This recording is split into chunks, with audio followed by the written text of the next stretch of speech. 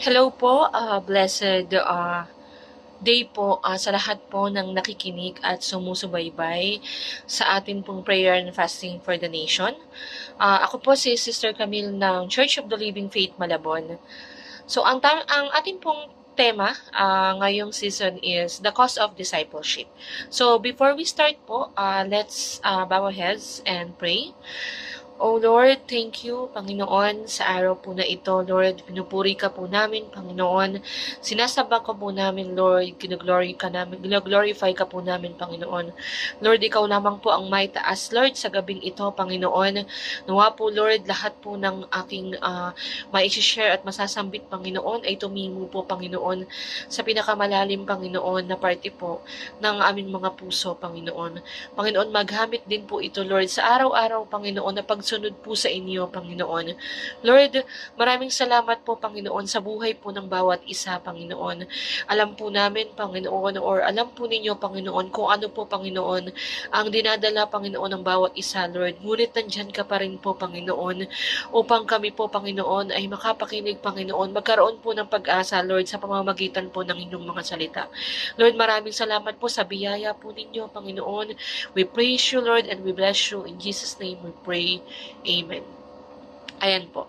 So, again, ang ating pong team for this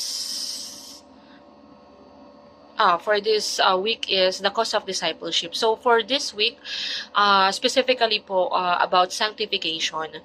So, ano nga po pala ang sanctification? So, ito po ay, ang ibig sabihin po sa Tagalog ay ang pagpapakabanal. Ayan po.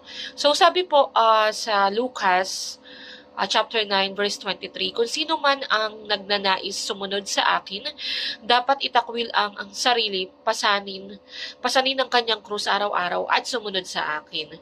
So, ang pagdi-discipleship po ay may kaakibat po itong, yun nga po, pagsasakripisyo sa araw-araw. Sabi nga po ng Panginoon na ang pagsunod po sa Kanya ay kailangan pong pasanin po ang krus araw-araw. So, ano po ba ibig sabihin nun? So, ibig sabihin po ba nito ay papahihirapan po tayo ng Panginoon?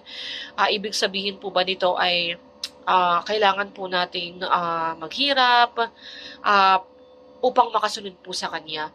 So, ang ibig po sabihin nito, napasanin po ang krus araw-araw po ay like Him, pati po yung mga disciples niya po before, marami po silang mga pinagdaanan sa pag-share po ng Word of God. So, hindi lamang po sakripisyo, like yung oras po ninyo, kailangan po ninyong isakripisyo, lalo na po yung may mga trabaho like me po. So, kailangan po talaga natin ibigyan ng oras po ang pagbabahagi or ang pagdi-discipleship. So, maglalaan din po kayo, magkasakripisyo din po kayo ng pera, ganun po, financial, kasi po, of course, pag nagdi-disciple ka po, di ba po, kumagastos ka po, like yung pamasahe, pangkain po ninyo. So, kailangan nyo rin po mag-exert ng effort at energy. Kasi po, imbis na itutulog nyo na lang po, kailangan po nating magbasa po ng Bible. Of course, kailangan tayo po mismo ay alam po natin kung ano po yung sinasabi at sinishare po natin, di ba po, sa ating mga dinidisciple. Ayan, so, sabi po ang sanctification ay isang mahalagang tema sa buhay ng Kristiyano.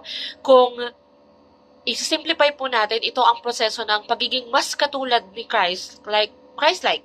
So, paghiwalay sa kasalanan at paglago sa kabanalan. So, hindi, like, of course, ang pagkakabanal po at ang pagkakatulad po natin kay Kristo ay napakahirap po. Amen po ba? So, hindi po ito instant. Like, in one snap, you will change or mababago nyo po ang lahat sa sarili nyo po. Kaya nga sabi po nga, di ba, ang Panginoon po ay binabago po tayo from glory to glory. Unti-unti po tayong tinatapyas po ng Panginoon, inaalis niya po yung mga masama po nating gawain. Pero it takes time po. Hindi lamang po ito in one time event. So it's a lifetime journey po bilang Christian. Di ba po? Kasi hindi naman po palagi po tayong mababago. Like yung lahat po ng gawain natin sa isang araw po ay maaalis po natin. So, wala pong perfect na Christian, no? Lahat po tayo nagkakaroon ng kasalanan, lahat po tayo nagkakaroon ng pagkakamali, but by the grace of God po, tayo po ay pinatawad po ng Lord. So, sabi po, again, ang sanctification po is a lifetime process. So, araw-araw tayong tinuturuan ng Lord na maging holy. So, sabi po sa Hebrews chapter 12 verse 14. So make every effort to live in peace with everyone and to be holy. Without holiness, no one will see the Lord. So, kailangan po of course, para po tayo is maging banal or maging holy, kailangan may effort po. Kailangan po tayo magpakita ng effort po sa Panginoon. Mag-exert po tayo ng mga uh, ng mga exercise or ng mga gawain po para maalis po sa atin yung masama po nating mga gawain before nung hindi pa po tayo nakakilala sa Panginoon. Amen po ba? So, of course, nagisimula po ito sa paano po ba magiging sanctified. Ayan, sabi, nagisimula daw po ito sa faith in Christ.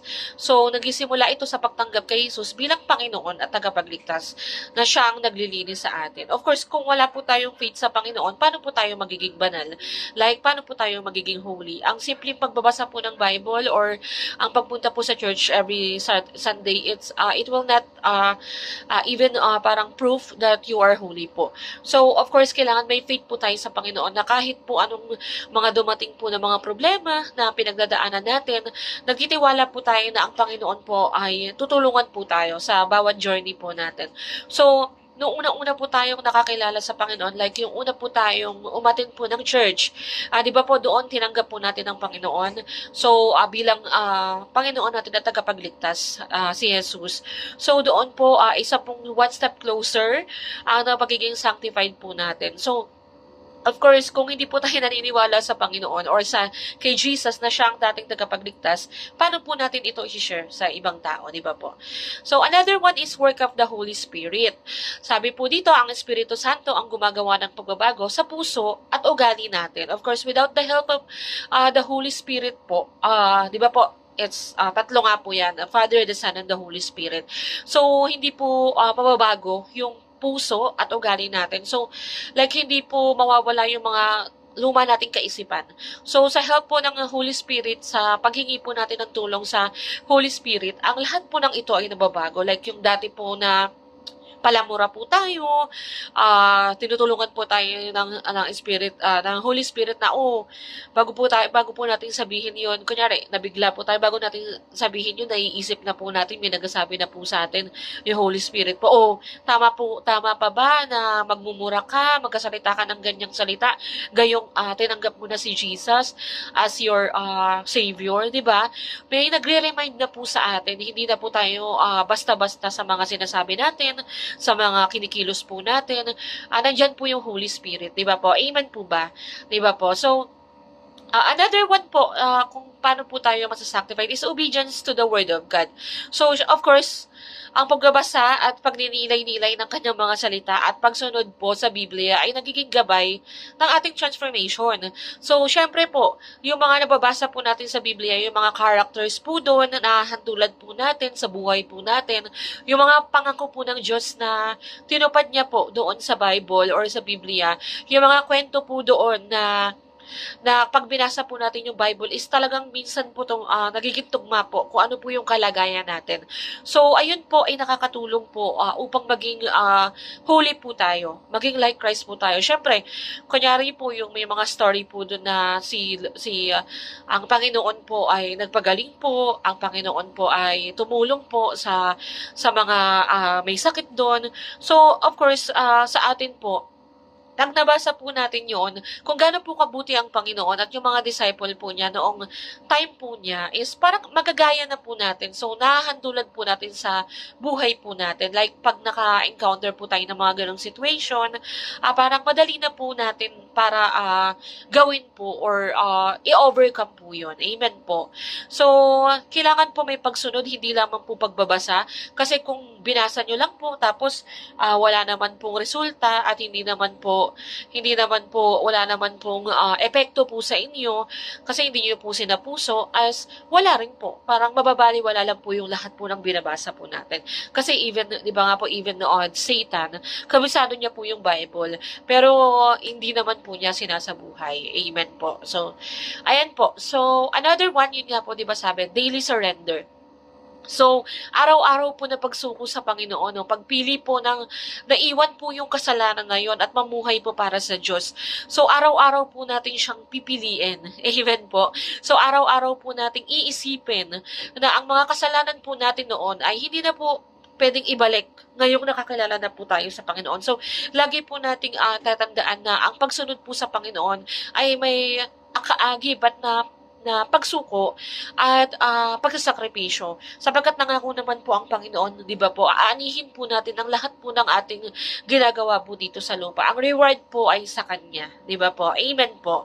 Ayan. So, and last one is community and accountability. No? So, ang fellowship at discipleship po ay tumutulong para natili tayong maging matatag. So, kaya po, ina-encourage ko po ang lahat na ayan po, sumali po sa fellowship, like marami po tayong program po within the church po, sa mga, kung wala pa po kayong D5, sumali po tayo sa D5 kasi, ayan po, makapakita po natin na, pag may fellowship po kasi tayo, tapos nag-share po sila sa atin, no?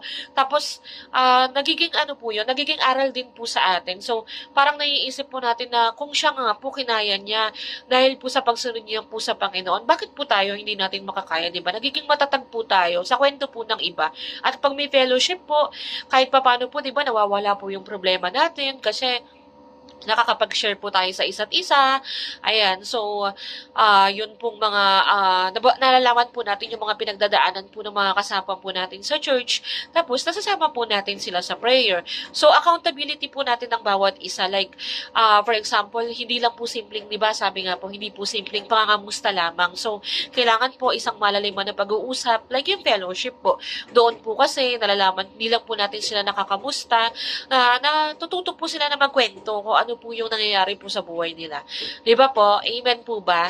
So, sabi nga po, ito pa po ang isang Bible verse po is, sapagkat ito ang kalooban ng Diyos, ang inyong pagkakabanal. So, papakabanal. So, kalooban po ito ng Panginoon. Kung susundin po natin siya, at ayun po, ifa-follow po natin yung mga na-share ko, paano po tayo magiging holy, I know po na magagawa po na ito sa araw-araw. Alam ko pong mahirap, pati po ako, syempre po hindi po ako perfect. So, lahat po tayo, mahirap po ito sa araw-araw. Kaya nga po, sabi po ng Panginoon is, parang pasan-pasan po natin ang krus araw-araw. Kasi po, mahirap po talaga, di ba, na ibaguhin po ang sarili, lalo na po kung nasanay na po tayo doon. And po, tapos mahirap po na alisin po yung isang pong, parang yung kasalanan na po na iyon, di ba po? So, sabi po, ng Panginoon, or sabi po ni Pablo, sabi, kayo'y huwag makiayon sa takbo ng mundong ito, kundi magbago sa pamamagitan ng pagbabago ng inyong pag-iisip. Sabi po yun sa Roma, chapter 12, verse 2. So sabi po, huwag po tayong makiayon sa takbo po ng mundo, kung hindi po dahil ito po ang uso, ay susunod na po tayo, no? Kasi di ba po mula po nung nakakilala po tayo sa Panginoon, hindi na po lahat ng uso sinusunod po natin. Kung alam po natin na ito po ay hindi po makakabuti sa ating pagsunod sa Panginoon, of course, wag na po natin gawin, di ba po? So, ang mga makamundong bagay po is panandali ang sarap lamang compare po sa reward po na matatanggap po natin mula po sa Panginoon. Amen po, sa pagsunod po natin sa Kanya. Ayan po. Ayun lamang po ang masishare ko about sanctification. Nawa po ay nakakuha po kayo ng aral at ito po ay magamit po natin sa araw-araw po nating buhay. Maraming salamat po. Before po tayo magtapos, tayo po ulit ay magdasal. O Lord, we praise you, Jesus. We glorify you, Lord. Salamat po, Panginoon, sa mga salita po na napakinggan po namin ngayong gabing ito, Panginoon. Lord, maraming salamat po, Panginoon, sa lahat po ng pagkakataon, Panginoon, na maging katulad po ninyo, Panginoon, Lord. Alam po namin, Panginoon, na ang pagsunod po sa inyo ay araw-araw po ang sakripisyo po ang kailangan po namin gawin. Ngunit, Panginoon, ito po ay panandali ang sakripisyo sapagkat alam po namin, Lord, na ang reward po ay mula sa inyo, Panginoon, balang araw, Panginoon. Lord, maraming salamat po, Panginoon. Patuloy niyo po kami, Panginoon, i-guide, the Holy Spirit, i-guide niyo po kami, Panginoon, sa araw-araw po namin buhay, Lord, na ikaw lamang po, Panginoon, ang aming sundin, maitaas, Panginoon, ikaw lamang po, Panginoon, at kami po ay baguhin po ninyo, Lord.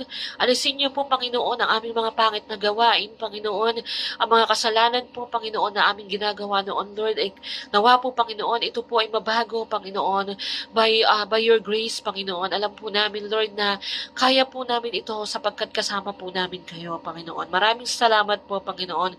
Praise every one of us, Panginoon, na nakikinig po ito nakikinig po na sa gawain po ito, Panginoon. Maraming salamat po, Lord. We praise you, Jesus, and we bless you. In Jesus' name we pray. Amen.